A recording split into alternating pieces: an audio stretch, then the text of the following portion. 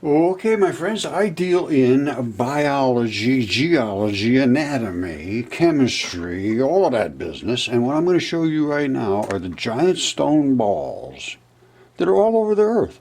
And what are they, Roger? Well, they are what they consider to be the anchors, which are these balls. Here's the way it works.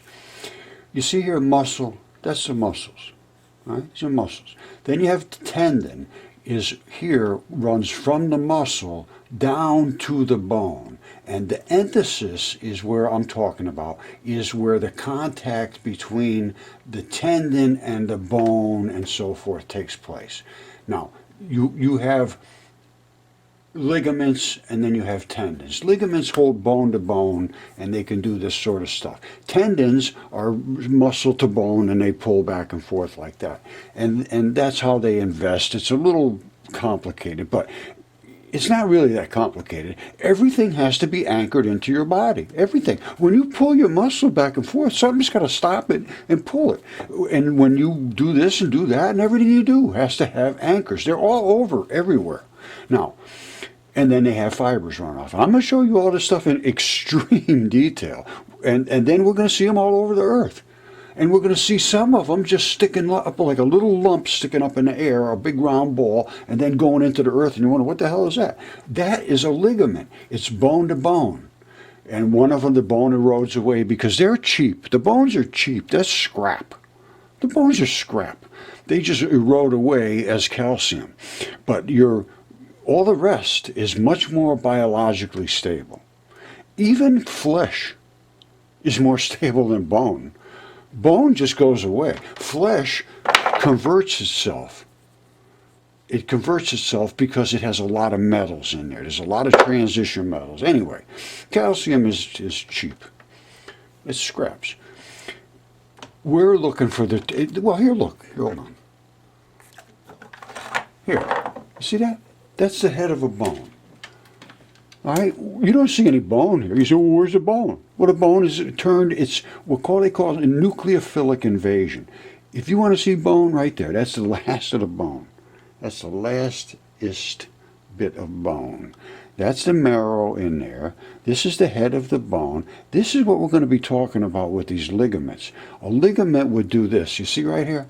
The little ball would go in there and there'd be another bone right on top with a ball in that one. So you got a ball to ball. And we're going to see these. I'm going to show you a whole ton of the things. This is fascia. You see this little triangular looking piece here? That's actually literally like a plastic bag or a rubber bag with the fascia on the outside of every organ and bone.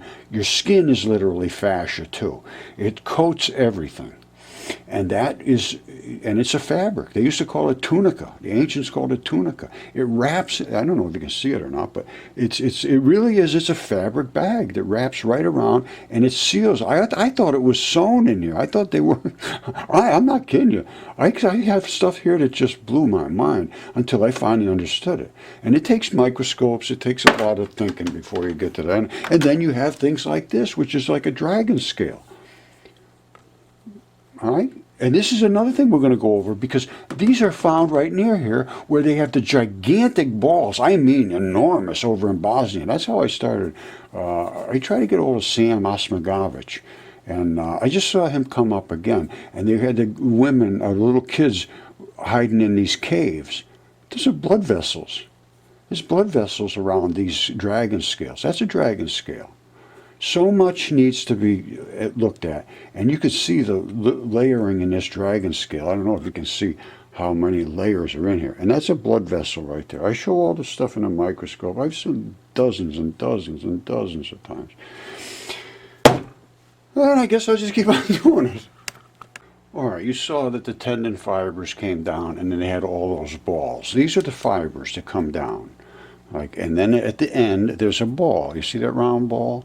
That would be at the end. There was another bunch of them here. Now, this is a normal tendon fiber that runs up like your leg from your ankle up to your fleshy part of your calf. And then there's the ball at the bottom, the Achilles tendon. Now, or Achilles heel. And then the tendons run up. It's called the Achilles tendon. let's take a look at that. You see these hex fibers? That's what you're seeing when you're looking at Devil's Tower and places like that. That is not from volcanism. Okay, this is another style of tendon mat. This is the mat. You see these little slots here? These straps are anchored to this mat. They're part of the mat. They come up and they go right down through these holes in this mat. And those holes have a ball at the end of the strap which anchors into the flesh below, or whatever it is that it's anchored into. But this ball is not supposed to be out of there. That's very painful. This is an injury. So what are we looking at? We're looking at a tendinous material, which is calcium carbonate, CaCO3 primarily. And it would have ended up, this is what this stuff is. It's very similar to this. But then you have these little straps that come out with the ball at the end, and that's, again, clusters of balls. We see them. This is a different style. However, I can show you these two in enormous places, and these little bumps right here. Remember, we got that little bump. What are you going to do with that if you're making this into a wall? Well, maybe just break it off right there. All right, I showed you that tendon mat. It would have been right up to here. These are the balls right here, and that's the strap sticking down. It hasn't eroded away yet. There was another one right here, and that came down to this. And they're all over the place, these balls, just as I showed you before in the anatomical. But these are gigantic, absolutely enormous. And so were the dragon scales. Now I'm going to talk about Samir Osmagovich over there in Bosnia. I tried to contact him 5-6 years ago when he was first talking about the giant stone balls. Let's talk about that. These are the tendon tire tracks. They hit and they cut these slabs or did whatever they did. But then they made the walls. All right, if you know what to look for, you can see the bloody spots. And this was a tendon, and I will show you why I can say that. This to me looks like they were testing out how to make the walls, what would work best, and they left them finally, the bumps exposed. That is tissue. That's actually blood inside there. That is the fabric of the tissue of the fascia on this type of tendon. It has that, it actually pulls almost like, it's hard to explain, but trust me, it's a like the squares flatten out, they stretch out, and it makes it so that it can do this. I got the microscopic shots of this. Maybe I'll see if I can find one. I mean, it gets boring after a while. These are the bumps. They were everywhere. And these are the best building material because they're almost flawless. You saw it in the living tissue. Very little. It's almost like a flat piece of concrete. And when they cut it, it was wet, and they just put them together. It was right after the Great Flood. Obviously, you saw the stuff sinking into the wet flesh. Okay, my friends, I'm going to highlight a guy named Samir Osmagovich. I believe that's the way you pronounce his last name, but it's Samir. I'm going to go with that. Now, what you're looking at here is, that's a blood vessel. That's a blood vessel. This is the scale of some kind of a lizard, dragon, whatever, and it's not tiny. And you see all these little tiny lines in the scale?